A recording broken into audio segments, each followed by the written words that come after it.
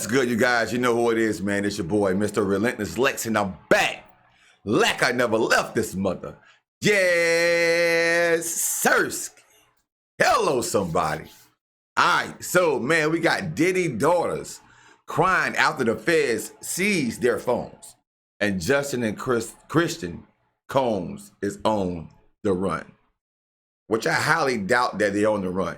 But they could be very, very nervous.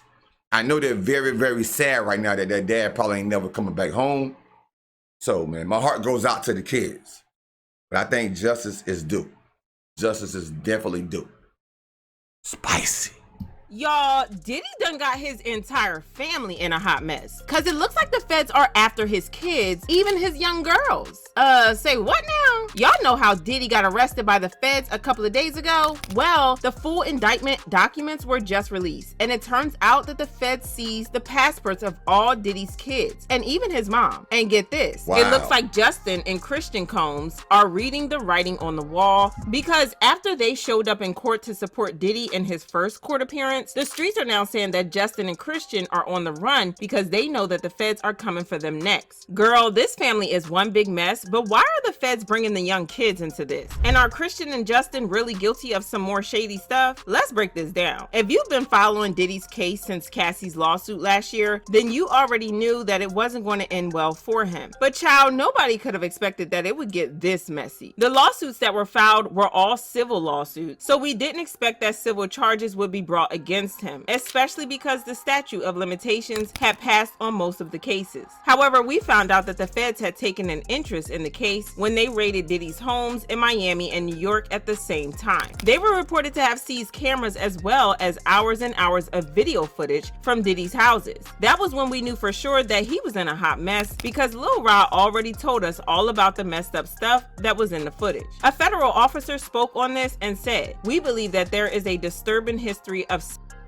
we are responding to concrete, detailed, explicit allegations. This is not random. We didn't choose his name out of a hat. We had allegations that we're following up on." And speaking of Lil Rod, he was the first to tie Justin to Diddy's shenanigans, because in his lawsuit, he claimed that Justin's job was to allegedly solicit S-workers, young girls, to engage in freak-offs. So if you're wondering why fans think Justin is on the run, this is why. Because the freak-offs are a major part of the feds' charges against Diddy. And the last thing he wants is to wear matching jumpsuits with his daddy in prison. This goes for Christian as well, because he also got an SA charge of his own. An employee claimed that he tried to do bad things to her on a family holiday. The woman's name is Grace Omarka, and in a lawsuit, she claimed that Christian SA'd her on the Combs family yacht. She claimed that she was hired as a stewardess on the yacht that Diddy chartered a few days before New Year's Day in 2023. According to TMZ, Grace claimed that she was doing her job during the shindig, which she claims was advertised as a family-friendly excursion. And King came on, after which she claims he immediately became fixated on her, uncomfortably so. She alleges King had her take a shot of liquor, and she claims she immediately suspected it was Spike. But despite that, she was able to tell him to get off of her and leave her alone. She claims King was trying to kiss and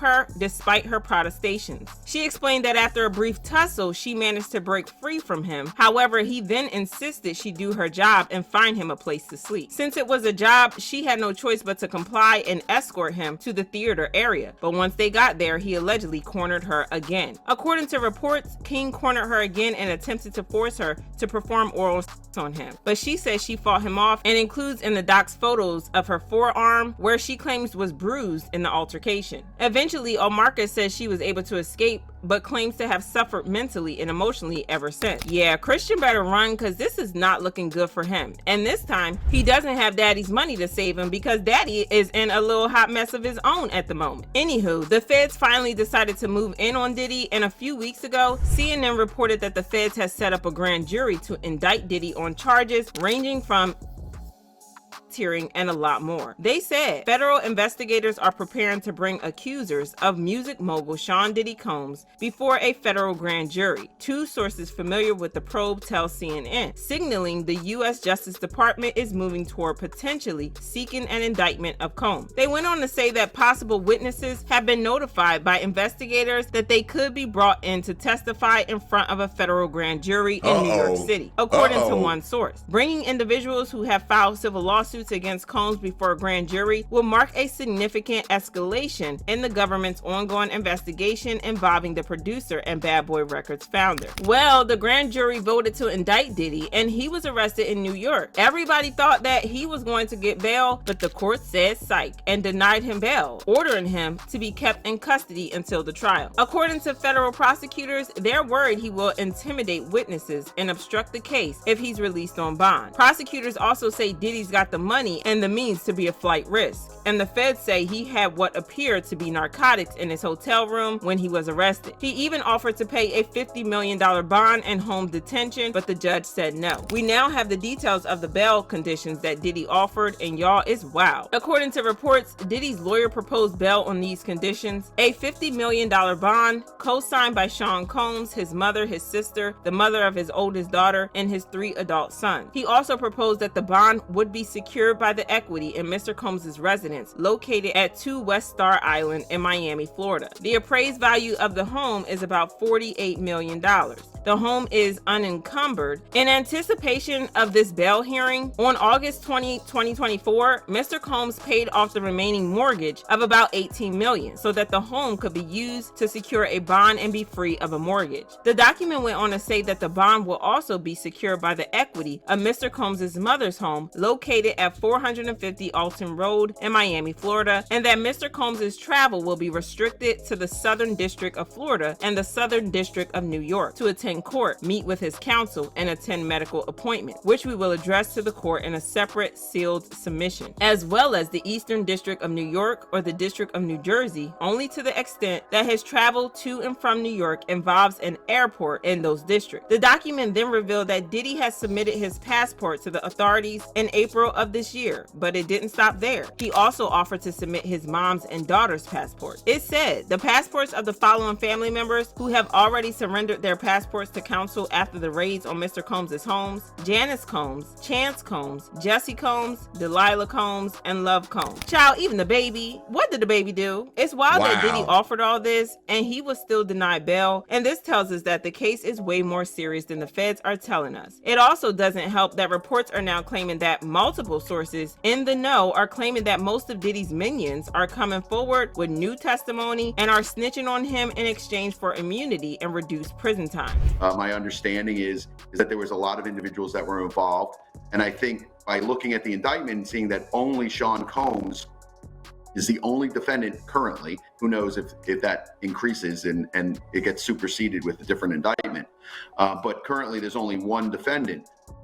My guess is that all of those individuals that could have been co-defendants or could have been co-conspirators or could have been involved in a RICO case have flipped on Sean Combs, and they're getting some sort of immunity. What's really interesting is that Diddy conveniently paid off his mortgage just before the indictment hit. It kind of looks like he was cleaning house and preparing for this because he knew what was coming. I mean, if his lawyers were smart, they probably already knew this was coming and they prepped him on what to do. It kind of explains why he put his $70 million LA mansion up for sale, because he needed to raise money urgently to pay off the mortgage and put a couple of things in place before things blew up. If you're wondering why the kids had to give up their passports, this fan gave an interesting perspective on things, saying they're likely the names on offshore accounts. They don't want him moving money overseas or paying people off or silencing people with the money in offshore accounts. Can't get to the accounts without going there because large sums withdrawals need to be in person to initiate. This is an interesting perspective and it does kind of explain things. But while the girls are safe,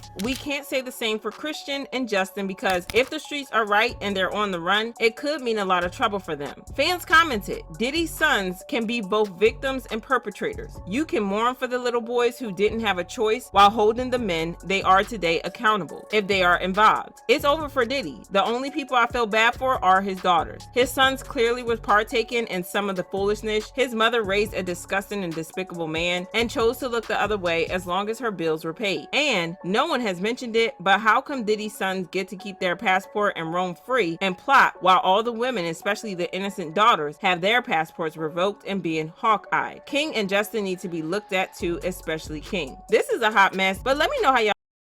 Man, how they gonna take the daughters and leave Justin, leave Justin and King, I mean Justin and Christian, well King, I didn't let the boys keep the passports and let the daughters not keep the passports. So they definitely got something for Justin and Christian. Must be, bro. They got something up their sleeve for the boys. They feel like the boys is gonna lead them to the next thing, bro. Them feds, when the feds get on you and build a case, it just don't happen overnight.